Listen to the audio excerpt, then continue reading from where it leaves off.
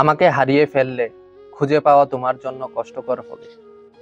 আমি থেকে যাওয়ার চেষ্টা করি প্রতিবার, এবং প্রত্যেকটা জিনিসেই যতবার ক্ষমা করে যায় ততবার ক্ষমা করে থেকে যাওয়ার চেষ্টাই আমি করেছি। এমন বহুবার হয়েছে, আমার খুব কাছের বন্ধু আমার চোখের দিকে তাকিয়ে আমাকে অপমান করে কথা বলেছে। আমি যথাসম্ভব তাদের সাথে মিউচুয়ালি থেকে যাওয়ার চেষ্টাই আমি করেছি। অসংখ্য ট্রমা, অন্তহীন ক্ষমা, সব নিয়ে তাদের সাথে থেকে যাওয়ার চেষ্টাই আমি করেছি।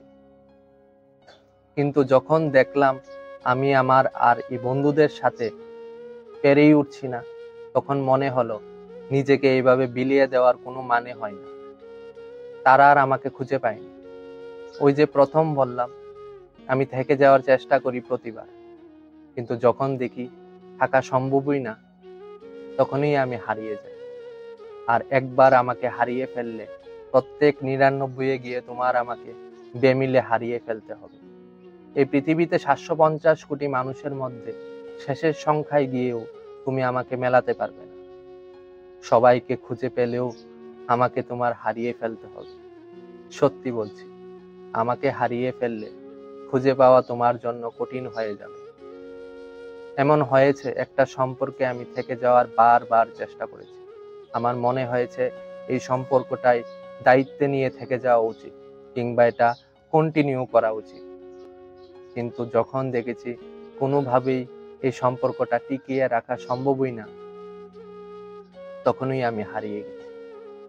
এটা যে কোনো সম্পর্ক বলুন, যেখানে আমার মনে হয় একেবারে থাকা যাবেই না, সেখান থেকেই আমি ফিরে আসি। আর না হয় কোনো সম্পর্কটাই আমি ছোট করে দেখি না, কিংবা চলে আসার চেষ্টাও আমি করি না। বহু মানুষ আমাকে তাদের সময়ের উপযোগী কারণে ব্যবহার করেছে, এইটাতে ওইটাতে খুব করে আমাকে খাটিয়েছে। দিন শেষে যখন আমি বুঝতে পারলাম তারা শুধুমাত্র আমার প্রয়োজনীয় কাছে ঘেঁষে কিংবা একটা স্বার্থের জন্য পাশে বসে, তখনই আমি তাদের থেকে হারিয়ে গেছি। এই স্বার্থপর মানুষগুলো বড্ড বেঈমান হয়। বেঈমান বলতে হয় এই কারণে, কারণ তারা স্বার্থ ছাড়া কিছুই বোঝে না। এরা স্বার্থের জন্য একটা সুন্দর সম্পর্ক ভেঙে দিতে পারে, কিংবা একটা সুন্দর বন্ধুত্ব নষ্ট করে দিতে পারে। ব্যাপারটা এমনই। আমি যখন দেখি আমি থাকতেই পারবো না, তখনই আমি হারিয়ে যাই।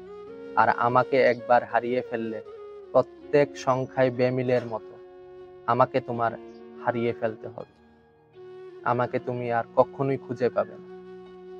আমি যখন আমার শেষ সম্পর্কটা থেকে বেরিয়ে আসি, আমার সাথে ব্যাপারটা তেমনই হয়েছিল।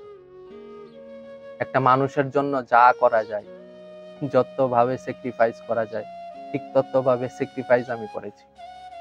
ওর মন ভালো করার জন্য রাত জাগা, ওর মুড সুইং হয়ে যাবে তার জন্য সবকিছু বাদ দিয়ে তার পিছনে লেগে থাকা, সব করেছি।